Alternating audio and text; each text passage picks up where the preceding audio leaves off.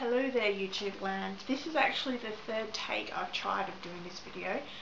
The first two I did, first one ran almost 20 minutes long and I really could not be bothered chopping it in half and doing the two parts because I find that annoying, and I'm sure other people find it annoying too.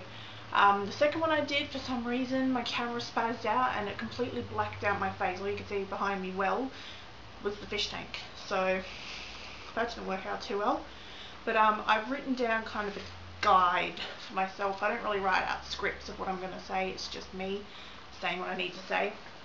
But in an attempt to keep these videos kind of under the 10-minute mark so they can upload to YouTube in one piece, I've written a little list of things to say, you know, to remind myself what to talk about.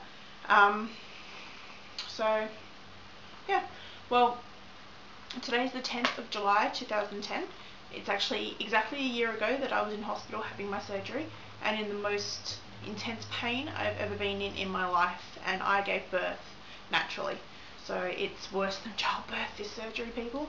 I actually have a thread on the Yahoo forums called, I think it's percutaneous paragastric balloon implant. And if anyone's interested in checking them out, ignore the sounds in the background, it's the computer again.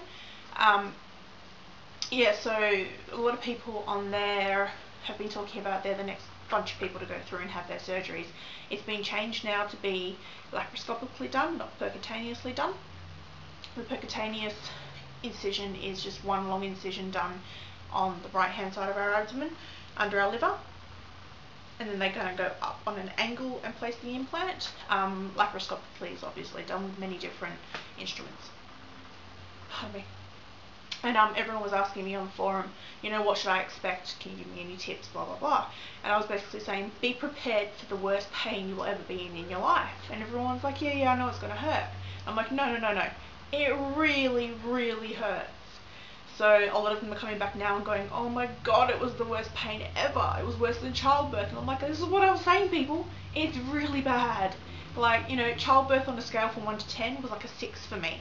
It really wasn't a big deal. It really wasn't. I'm just lucky, I guess. I'm not really a wuss with pain. But I'm not saying that those people who go through horrible childbirths are wusses. It's just, for me, it's not such a big deal. But this surgery was like an 11 on the scale for me when I woke up. It was the worst pain I've ever been in my life, and I hope to never go through that again. But in saying that, I would do it again tomorrow if I had to. So it's all up to what your personal issues are with things and if it's worth it for you. So let's get on to this. I had my last lot of monthly appointments on Tuesday the 6th of July. From now on I'll be seeing them every 3 months because the way the trial works, it's over 3 years. The first year you see them every month, the second year you see them every 3 months, the third year you see them every 4 months. So this was my 12-month checkup and I'm done with monthly appointments. So now basically what happened was I went in and I saw Warren first, who's our psychologist. He and I talked about what kind of things I could do to exercise more. He's quite happy with me normally because I've changed my lifestyle. I've made my food changes easily. I fixed all my comfort eating habits. You know, I'm pretty on par with everything they want me to be doing in that respect. But we just talked about using my pedometer more to try and play a game with myself and compete with myself to do more steps every day, so I'm going to give that a go. He told me that I was a very pretty girl and that my world was going to open up when I'm at the end of this journey, which was flattering, and I thank him. So I know it's going to be a completely different life for me when I'm at the end of this journey. Hopefully it'll be a better life. Hopefully my confidence will soar, my self-esteem will be better. I know I'm pretty. I'm a great person as well. So if anyone else can't see that, that's their problem as far as I'm concerned. But having this weight gone, I think will do a lot for my self-confidence and allow me to let myself out there more, because I hide myself away quite a lot now. And I'm very wary of people. I don't trust very easily. Or I do the opposite, I give my trust too freely and then I get burnt. So I've got issues to deal with and I will deal with them. After Warren, I went in and saw Taryn, who is our dietitian.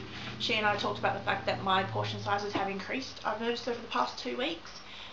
So I've been finding I have a large breakfast, I have kind of a medium lunch, and then around 3 o'clock-ish I'm looking for a snack.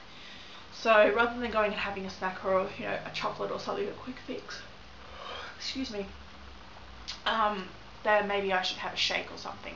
And she was talking about having a protein shake, and I was kind of immediately over that. It's like, I've had enough protein shakes in my life to last a lifetime. If I ever have to have one again, it'll be too soon.